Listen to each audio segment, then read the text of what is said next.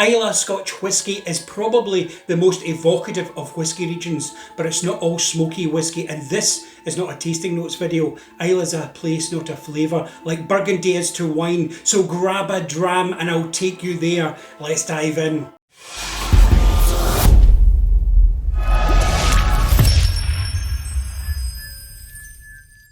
Hello, Hendo here, and welcome to Scotch Whisky Islay Region Deep Dive. In this video I'll share my insights to the famous whisky island. For Islay whisky, age isn't everything. Youthful fresh phenols are highly sought after. Islay's a place much more than a peaty taste. Not a seasonal dram, Islay whisky, campfire dram, all year round adventures. A primal emotion we all have, nostalgia, childhood's past. The aroma of Islay dram takes us to camping trips, smoking our clothes, sea salt from the air, barbecues, toasted marshmallows, maritime notes. The memories flood back. It's powerful. And it's also the Marmite of the whisky world. Islay is a paradise, but also a paradox. Idyllic, warm hospitality, beautiful landscapes, beaches, bird life, but it's also a story of depopulation, tourism pressures, ferry cancellations, bad roads. In this deep dive I'll cover Islay's geology, then and now, the players, peat and people. Starting with geology and geography,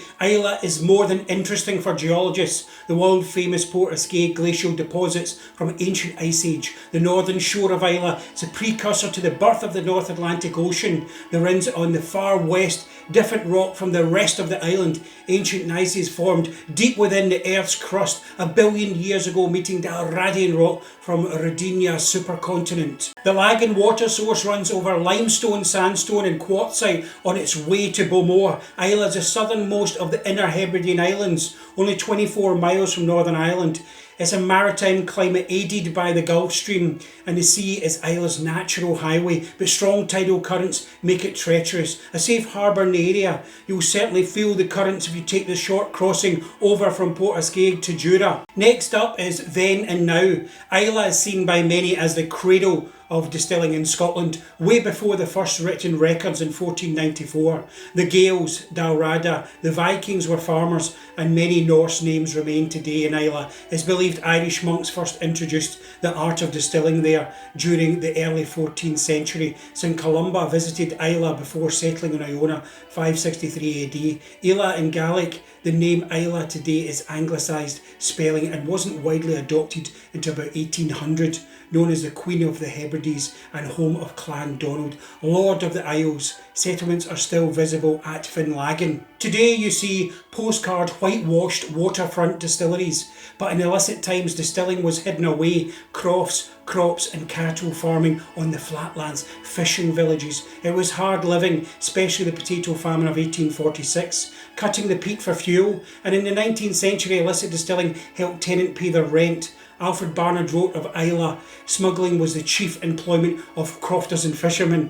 Locals brought whatever vessel they had to farm distillers to take ushkaba home and drink from a living cask.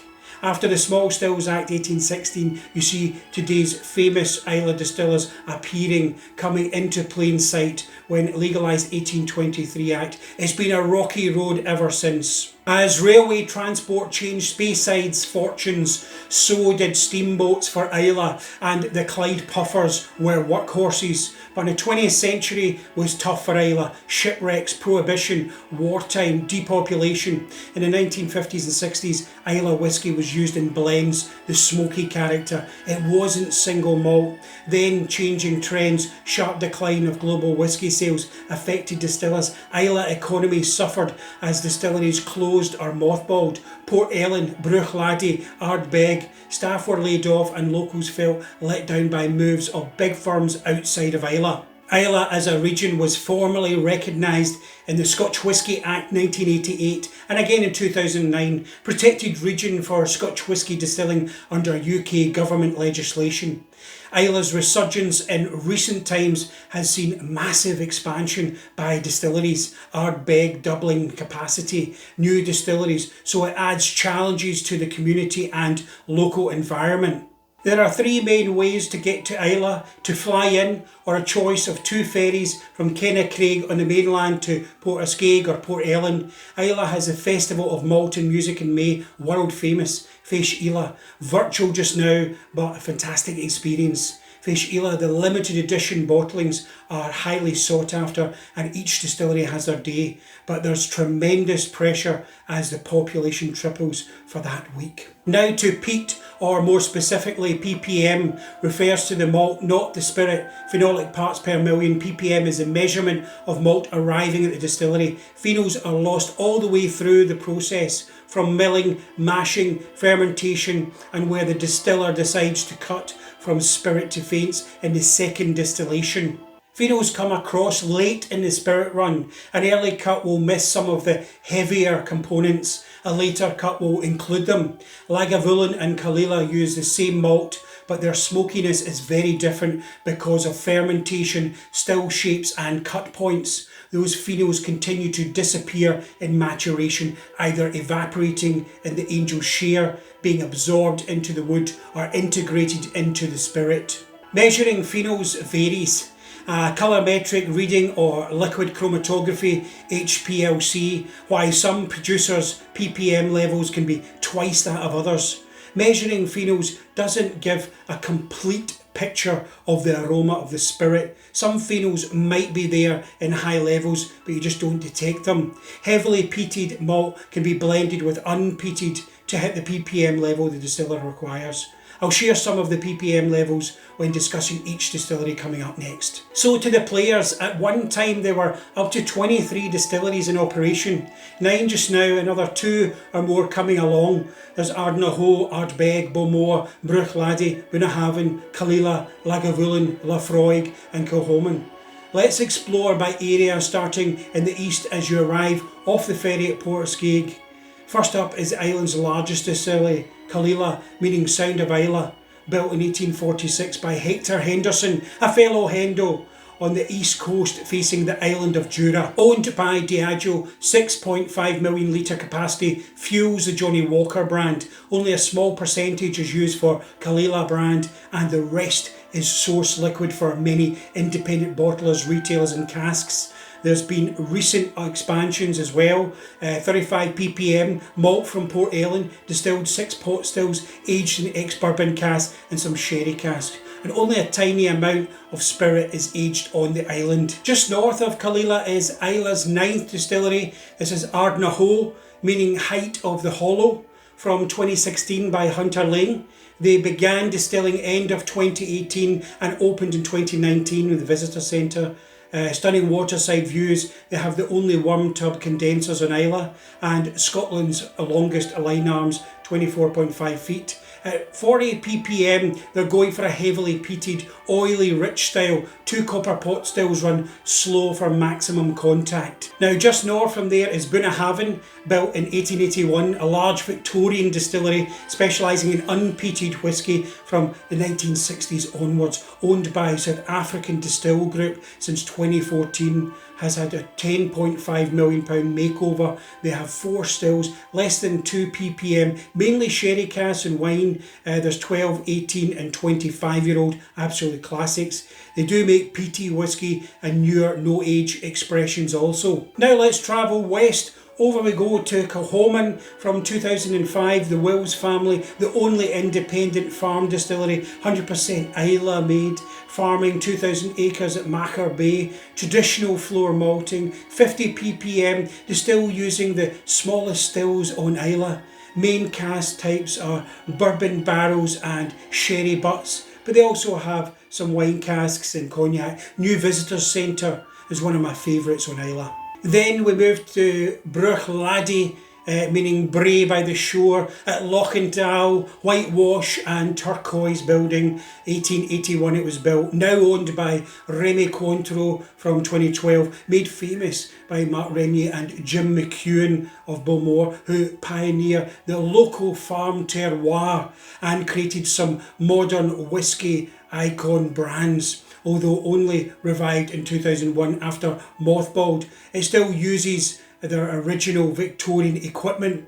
5 pot stills, 1.5 million litre capacity. Port Charlotte brand at about 40 ppm, and then Octomore is up to 169 ppm, and unpeated Laddie 10.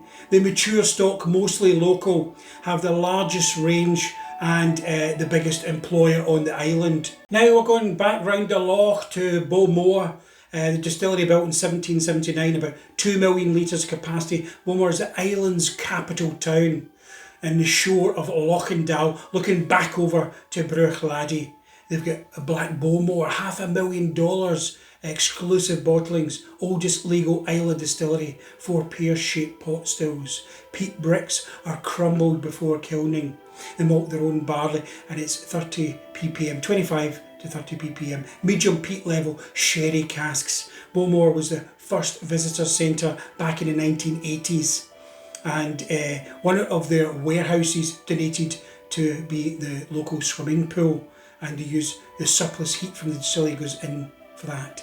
Now south past the airport to the port and fishing village of Port Ellen and the Kildalton coast. Now first on the south coast, Lafroig, meaning broad hollow by the bay. It started life, farmers' surplus barley for feeding the cattle, founded 1815 by the Johnsons family, now owned by Beam Suntory, is 3.3 million litre capacity, is iconic brand in the US, despite prohibition, still reached the market, keeping it front of mind for generations to come. It has its own maltings, hand cut their peat, 45 ppm, water source is a Kilbride Dam. They have 7 stills, the 4 shots run for 45 minutes, matures mostly casks at the distillery. They have great tour packages and a royal warrant since 1994. Now travelling a short distance along the east coast, the middle is Lagavulin, meaning Mill Hollow, founded 1816 but started much earlier. Initially 2 distilleries, Ardmore, and also a malt mill was used for blends until the 1960s. It's Diageo owned like Kalila, sister distillery, 2.5 million litres capacity, 35 ppm from Port Ellen maltings using peat from Islay's Castle Hill peat bog. 4 copper pot stills. It's slow produced, and the 16-year-old is an absolute classic in the world of whisky. Being phased out for younger expressions like the 8-year-old launched 2016 for their 200th anniversary. Lagavulin is, you can be seen on NBC Parks and Recreation in the US TV show as well. Furthest to the east is Ardbeg, built 1794, commercial since 1815 but mothballed 1981, then reopened 1997, now owned by LVMH, Louis Vuitton More Hennessy, also owned Glenmorangie. Ardbeg is doubling capacity to meet demand, has fat stills, a purifier on the line arm to retain lighter spirit. Light spirit but is heavily peated barley, 50 to 55 ppm. Water source from Loch Ugadal.